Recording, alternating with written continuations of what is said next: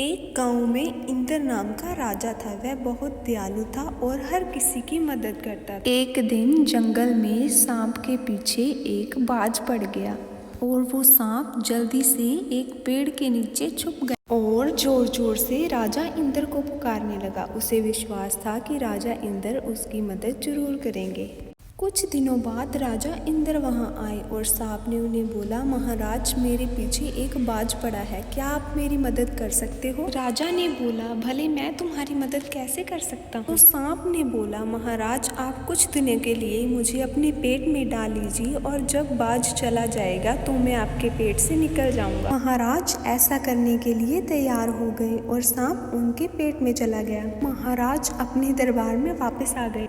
कुछ समय बीतता गया। महाराज की तबीयत खराब होने लगी तो महाराज जंगल में गए और उन्होंने सांप से बोला कि सांप अब तुम्हारा समय आ गया है बाहर निकलने का। तो सांप ने सोचा, मुझे तो यहाँ पे अच्छा खाना मिलता है खाने को, तो भले मैं बाहर क्यों जाऊँ। सांप ने बाहर निकलने से इनकार कर दिया। यह सुन के राजा इंद्र दंग रह गए और उन्होंने जंगल में रहने का ही सोच लिया। समय बीतता गया और महाराज की तबीयत ज्यादा खराब होने लगी। उसी राज्य में एक और राजा रहता था जिसकी 3 बेटियां थी। एक दिन उसने अपनी तीनों बेटियों को बुलाया और पूछा कि तुम किसका दिया खाती हो? तो पहली बेटी ने कहा, पिताश्री मैं आपका दिया खाती हूँ।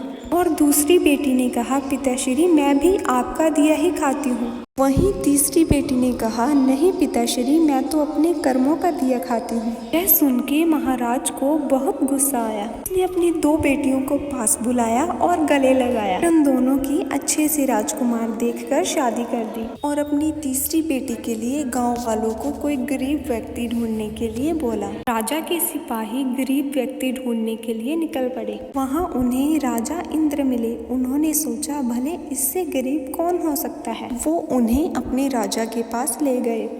राजा ने उसकी शादी अपनी तीसरी बेटी से कर दी और उन दोनों को जंगल में भेज दिया। समय बीतता गया। राजकुमार इंद्र सो गए। राजकुमारी को नींद नहीं आ रही थी। तभी वहाँ पे एक सांप आता है और वो राजा इंद्र के पेट में पड़े हुए सांप से बोलता है कि तुम राजा को धोखा क्यों दे रहे हो, तुम बाहर क्यों नहीं आते? तो वो सांप बोलता है कि तुम्हें क्या दिक्कत है, मेरी मर्जी। फिर वो सांप बोलता है कि अगर तुम बाहर नहीं आए तो मैं सबको बता दूंगा कि अगर राजा गंगा जल पी लेते हैं तो तुम अंदर ही मर जाओगे। तो मैं भी सबको बता दूंगा कि अगर किसी ने मिट्टी का तेल तुम्हारी बिल में डाला तो तुम मर जाओगे और तुम्हारा जमा किया हुआ सारा सोना उस व्यक्ति का हो जाएगा। उसके बाद वो सांप वहाँ से चला जाता है। राजकुमारी ये सारी बातें सुन लेती है और सुबह होते ही सारी बात राजा इंद्र को बताती है। फिर वो गंगा जल लेने के लिए निकल जाती है। गंगा जल लाकर राजा इंद्र को पिलाती है। राजा इंद्र की तबीयत में थोड़ा सुधार आने लगा। कुछ समय में वो पहले जैसे बन गए। फिर राजकुमारी मिट्टी का तेल लेकर सांप की बिल में डालती है और वहाँ से सारा सोना निकाल लेती है। फिर वो उस सोने से एक सुंदर सा महल बनाते हैं और इस महल में खुशी खुशी अपनी जिंदगी बिताते हैं। इस कहानी से हमें ये शिक्षा मिलती है कि हम अपने कर्मों का खाते हैं और जो हमारे भाग्य में लिखा है वही होता है। Subscribe please.